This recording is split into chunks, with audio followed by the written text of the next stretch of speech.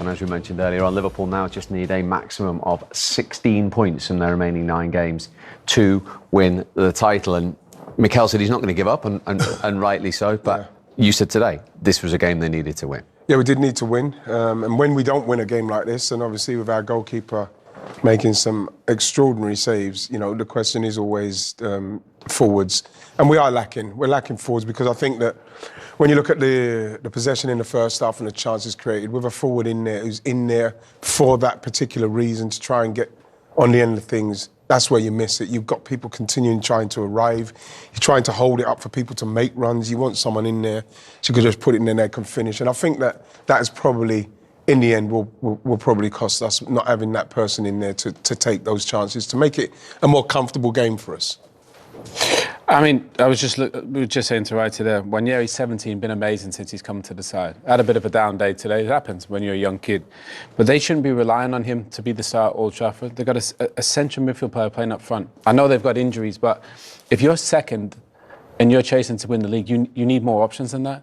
And that's why I said, in a way, I actually think they've overachieved in many ways, because this group of players has done amazing. But I still think they need 2 difference makers to take you from here to take the next step. If you look at what you're competing against, you look at, the Haalands and the Salahs, they need a guy like that. If they get it, they could win everything. Yeah. I really believe that. Did you share that opinion at the end of last season?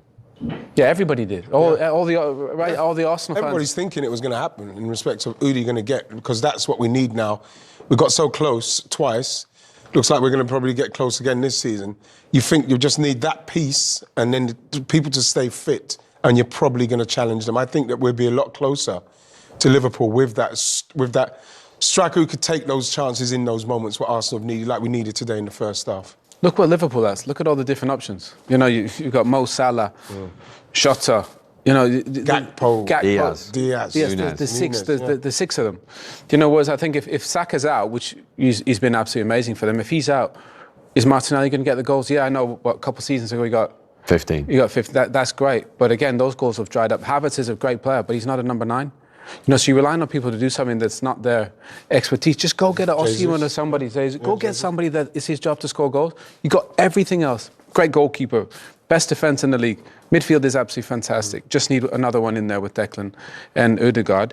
But go get a striker and a centre mid. You can go win everything. The money's coming in. They're selling the Smith Rowes and those types of players. They must have the money. Was very, very low, wasn't it, in the summer? So. Yeah, it was. That's why, again, you could go back to January and say something should have been done to strengthen. I don't know who they could have got, but that's not the job. Is to try and find somebody, and it didn't happen. And so you have to feel like, again, we have to start thinking about the summer, because you watch a game like that again, and you just feel like it's just something missing.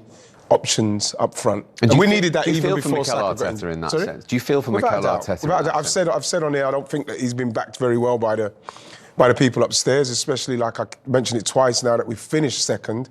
What more do you need? He's turned the club totally around, getting the fans on board, getting the players what he needed to get out, and then getting the players that he needed to get in, building that culture with the fans. Everything went quiet with the owners and everything, but now, when you look at how far he's taken us, people are blaming Mikel. We saw his record at the start of this game, how many games he's won, and the managers who have done that above him.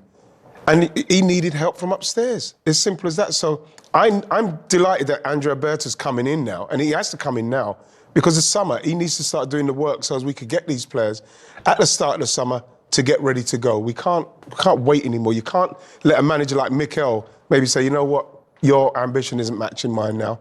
I've done it, I'm going to finish second 3 times, and you still haven't got a striker for me? 3 winders, like 5 winders in 3 years? This question's got to be asked. 100% agree. Mikel's done his job. He's turned this club completely around. All that negativity that was in and around at that time with Arsene leaving and Unai Emery coming in, he's fixed all that, got rid of the ones he didn't want, created an amazing culture. They're right there. Now you got to back him. He's there. You can't tell me Mikel didn't want a striker in January. Then all of a sudden, you over-rely on Saka and his fitness, and Kai Havertz, who virtually plays every game. They break down, Martinelli breaks down, and then you're left with a 17-year-old, who's a brilliant 17-year-old, by the way, and a central midfield player who's playing as a striker. That can't be. You think back to what Arsenal had back in the day up front. Bergkamp, Wrighty, Perez, Overmars, Kanu, Henry. I mean, Wiltord. literally, they had 7, and now you're relying on a really good number 10 in Kai Havertz to do the job for you, and now Marino. It just seems, I don't understand why that centre forward position has almost died out, Righty. It's like there isn't that many options up there. But then you look at, we're talking about centre forwards, then you look at someone like Rasmus Højlund. Now, they've paid what they've paid from 63, 70, whatever it is. And if you're going to be paying that money, you are taking a chance. So you look at Højlund, it was 63, whatever it is. You look at Darwin Núñez, he was 80 something. And then you look at Isak, he was 60 something. It's a gamble. And I don't care what anyone says, whoever you're picking, it's going to be a gamble. So you might as well go in with what you're going to go in for, do your due diligence on that player for how you want to play Arsenal, and just go and get him and make it work, because you can see it can come undone for you, like we're seeing with Højlund at the moment, unfortunately for him, and we've seen with Darwin Núñez. It can go wrong for you, but at the same time, you've got to dip your feet in that water. Okay. Is that the belief sometimes that rubs off on the other players on the pitch? I've spoken to Liverpool players in the end of tight games say to me, listen, we know we're in the game because we've got Mo Salah up there, and Mo Salah can do that, and he's done it. Where if Arsenal had someone like that, mentally, when you're on the pitch there 15, 20 minutes... You've got the half-chance taker, you've got the person who's going to, in the moment, take it. And this is what I'm talking about. You can pay as much as you want, but you've either got that or you haven't got it. At the moment, you're looking at players, like we mentioned earlier, Darwin Núñez or Højlund there, and then we mentioned Isak. Isak's got it. Isak's got, if I get half a chance in a vital moment in the game, there's a good chance he's going to take it. Mo Salah, without a shadow of a doubt, is going to take that chance. That's all Arsenal need right now, even with all the injuries. That's what they've needed. They've needed that, like I say, for 3 years now. So if you've got that player who can take that chance, Arsenal will be right amongst it. But that gets players believing. You had that. You were in tight games, and then you looked up and you saw Rooney and Ronaldo and Tevez, and you thought, yeah, we can win this game because you've got game changers. Oh, definitely. But you also have to give them the chance that you can kind of get that. I think Arsenal have everything. Defensively, set pieces, they've got everything. They really do. I just think, in a way, right now, for them to be successful with the injuries that they have to play perfect. They've got to slide perfect passes. And when United defend like they do, it doesn't work. Sometimes you just got to get the ball in the box. Even you win the second ball, little things like that. Look at that goal for United. Came from nothing. Long ball, win the header, free kick, and you're in. And I think Arsenal need to learn that. You don't have to win games to be perfect all the time. Just give yourself a chance. You got everything else. Put the ball in the box. Don't have to be perfect. And you'll find a way to win games. Literally. They get all the goals from set pieces, Steve. They tick every box. Just that one is the only one missing. And I think it's Lautaro Martinez, Osimhen, Isak, whoever it's going to be, go spend the money and go get him. Because you're right there to go win the biggest things. Yeah. Which is, it sounds so simple, but that's what it is.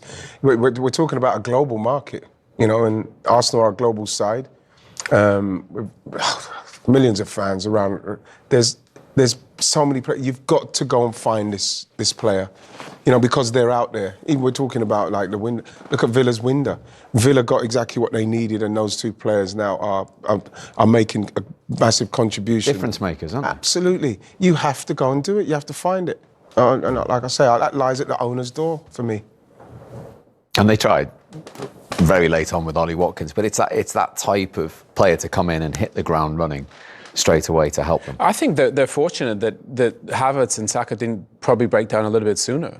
You think back to last season, those boys were fit virtually all the time, but then eventually it comes to a point, these guys are playing 60 games a season, and they're young kids. And is that the frustration for Mikel Arteta and the players, that actually with the injuries, on paper, they're actually weaker than they were at this stage? Yeah, they are, last season, and they're still second. Yeah. Yeah, well, I don't know if that's a slight on the league or Arsenal doing...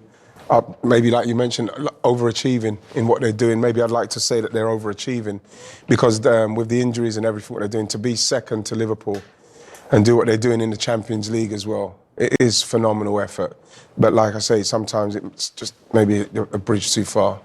The other side of the story is Liverpool have still only lost one league game. And as I say, when you look at Liverpool's remaining fixtures, now 16 points is the figure that they need. Of course, they might need less. That's assuming that Arsenal win every game. But 16 points from their remaining 9 is Liverpool's conundrum. And what a situation for Arne Slot's team to be. And that, of course, means everyone was talking about Arsenal going to Anfield weeks ago when the gap was just 4 points in May, that there's a huge likelihood by the time they go to Anfield, they'll be making a guard of honour for Liverpool as league champions. But you know, Steve, I think